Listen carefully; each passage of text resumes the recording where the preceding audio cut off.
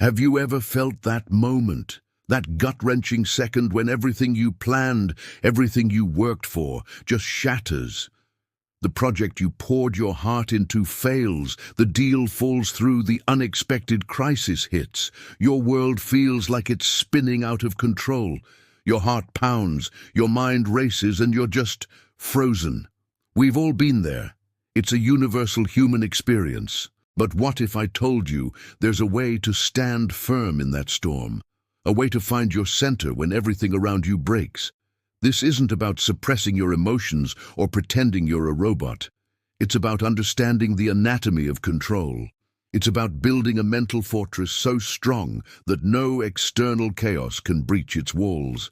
This is the psychology that defines elite performers, from top athletes and special forces operators to visionary CEOs. They aren't immune to chaos. They've just mastered the art of navigating it. And today, I'm going to share their secrets with you, breaking down the exact steps to cultivate unshakable self-control and razor-sharp focus, no matter what life throws your way. The first step is a radical one. You must accept that you control almost nothing. Think about it.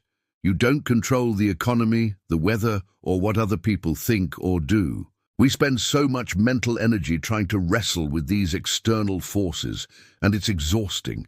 It's like trying to command the tides. The real power, the only power you truly have, lies in how you choose to respond. This is the foundational principle. Your power isn't in preventing the storm, it's in piloting your ship through it. Once you internalize this, a huge weight lifts. You stop fighting unwinnable battles and start focusing your energy where it actually matters, on your own thoughts, your own actions, your own mindset. Let's get practical. How do we do this in the heat of the moment? The secret is a technique I call the 3-second reset. When chaos erupts, your first instinct is a primal emotional reaction. Your amygdala, the brain's alarm system, goes haywire. To counter this, you need to consciously create a gap between the stimulus and your response. So when that bad news hits, before you say or do anything, you stop. You take one deep, deliberate breath. Inhale for 3 seconds, hold for 3, exhale for 3. This simple action does something incredible. It interrupts the panic signal being sent to your brain and activates your prefrontal cortex, the part responsible for rational thought and decision-making. It's your brain's emergency brake.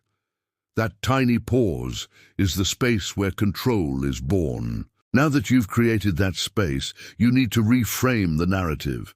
Your brain is a storytelling machine, and in a crisis it loves to tell horror stories. This is a disaster. I'm ruined, it's all over. These are just stories, not facts. Elite performers are masters of reframing. Instead of seeing a failure, they see feedback. Instead of a problem, they see a puzzle.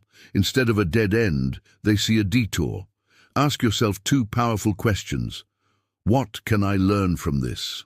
And what is the one thing I can do right now to move forward? This shifts your focus from the uncontrollable past to the actionable present. It transforms you from a victim of circumstances into an active participant in your own solution. Let's look at an example. Imagine a startup founder whose major investor just pulled out. The panic story is, the company is finished. The reframed narrative is, okay, this funding route is closed. What does this situation teach me about our business model? What's one call I can make right now to explore an alternative? See the difference? One is paralysis, the other is power. This isn't just positive thinking, it's strategic thinking. It's about finding the opportunity hidden within the obstacle. To make this a habit, you need to practice when the stakes are low. You don't learn to swim during a tsunami. This is where mental training comes in. One of the most effective methods is visualization. Every morning, spend just 5 minutes visualizing a potential challenge for your day. Maybe it's a difficult conversation, a technical glitch, or an unexpected delay. See it happening, feel the initial stress, and then In your mind, walk through your process. Practice your 3-second reset. Practice asking your reframing questions. Practice identifying your next single effective action. By rehearsing this mentally, you're building neurological pathways. You're creating a control muscle. When a real crisis hits, your brain won't freeze because it will recognize the pattern. It will say, "I've been here before. I know what to do." Another crucial element is mastering your physical state, because your mind and body are intrinsically linked. You can't have a calm mind in a frantic body. When you're stressed, your heart rate increases, your breathing becomes shallow, your muscles tense up. You need to consciously reverse this. We already talked about breathing, but let's take it a step further. Practice box breathing daily. Inhale for 4 seconds, hold for 4, exhale for 4, hold for 4. Navy SEALs use this to stay calm in life or death situations. It physiologically lowers your heart rate and signals to your nervous system that you are safe. Also, pay attention to your posture. Are you hunched over conveying defeat, or are you sitting or standing tall with your shoulders back? This isn't just for show. Posture directly impacts your hormone levels, increasing confidence and reducing stress. Take control of your physiology, and you take a giant step toward controlling your mind. Finally, the ultimate tool in the anatomy of control is radical focus.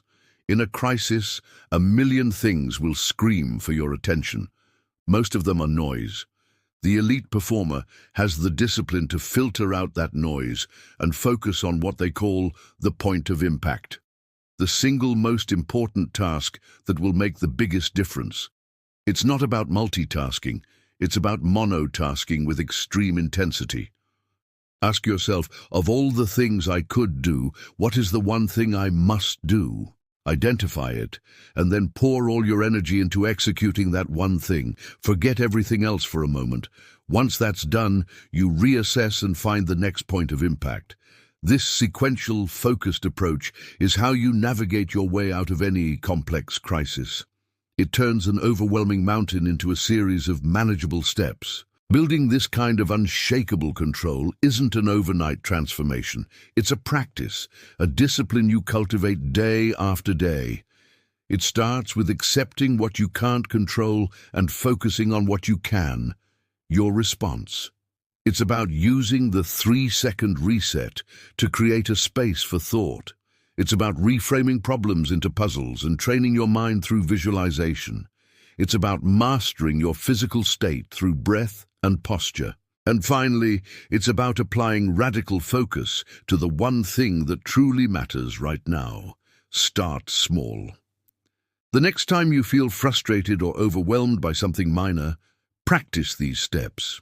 Each time you do, you're forging the mental armor that will protect you when the big storms hit. You're not just learning to survive the chaos, you're learning to thrive in it. Thank you so much for joining me on this deep dive into the anatomy of control. I hope these strategies empower you to stand unshaken, no matter what breaks around you. If you found this valuable, please give this video a thumbs up and consider subscribing for more content on mastering your psychology. I'd love to hear your thoughts in the comments below. Until next time, stay strong and stay in control.